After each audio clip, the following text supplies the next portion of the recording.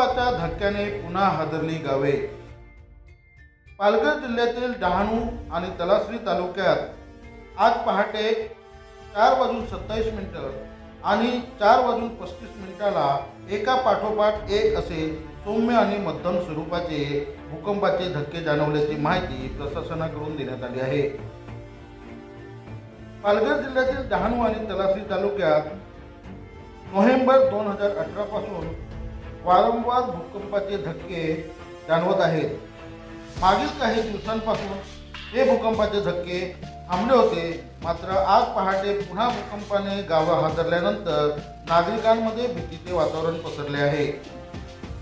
पहाटे 4:35 झालेल्या भूकंपाची तीव्रता 3.7 मॅग्निट्यूड असल्याची गुजरात सिस्मोलॉजिस्ट विभागाची माहिती समोर आली आहे।